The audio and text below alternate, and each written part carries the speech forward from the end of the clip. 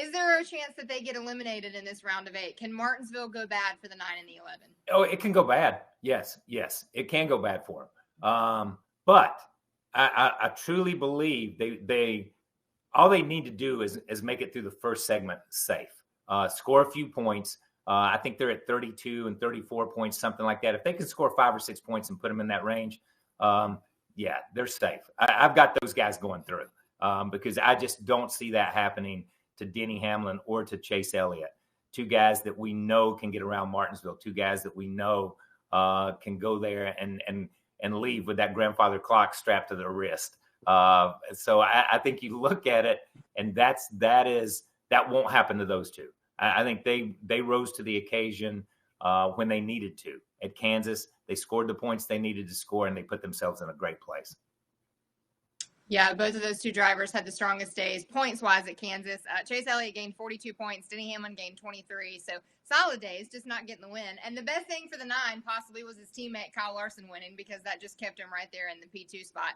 Mamba, can the 9 and the 11 have just a not good, very bad day at Martinsville? It's Marty's, baby. And Martinsville is like it's one of my favorite all-time racetracks, right? Because I remember as a kid seeing a guy named Ricky Craven winning there, and you're like, where did that come from? So literally anything can happen, and it's probably going to. We've seen the end of these races get super hectic.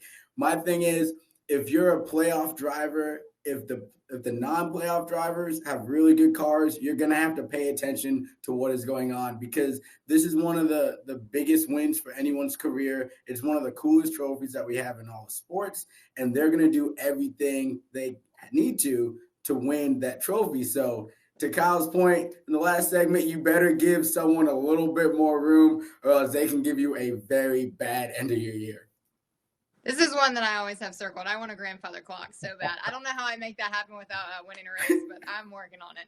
Mamba, I'm starting with you on this one, because I'm just trying. You're my friend over there. I'm trying to just make sure that you're okay. But Team Penske, man, rough day at Kansas. What happened with the Penske crew?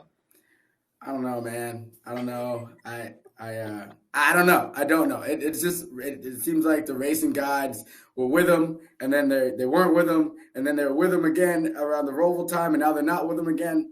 I'm not sure, but can they recover? Yes. The 22 is great here. We've seen what Joey has done here. The 12 is really good here. I think only one of them probably recovers, and I think you guys know who I'm calling to recover, because I think the 12 is super motivated. I think he's pissed. I think when you have a mad race car driver, that translates to speed on the track, and I think that he's going to punch his ticket, and I think that he's going to try and run what the 9 of Chase Elliott did last year and run it from here on out. Yeah. Listen. Go ahead. And listen, I can't argue that. I can't, because I believe that one of them will. I believe one of the 3 will rebound and will survive this. I don't know which one. Great reasoning behind why Ryan Blaney can do it. And Ryan always has speed at Martinsville. And I agree, man. When you get a driver and you tee him off a little bit, he gets up on the wheel a little bit more, elbows up a little bit more, and going to Martinsville, that pays off, because the driver can make a difference at Martinsville. We know how tough Joey Logano is. And we know where he's at in his head. We've seen him there on both ends of the spectrum. Be in the accident and drive through somebody to win the race and to move on. We've seen that, so we know how he drives and what his desire is and what his passion is, and that's win this thing and move on to the championship. But it's a tough road for these guys, though. It's a tough road for Joey. Think about it. For Joey to be the champion, he would have to win Martinsville and Phoenix. He'd have to go 2 in a row and win out for the rest of the season. But the Brad Keselowski thing is a mystery. We just call him Houdini here lately. He just keeps pulling stuff out of his hat.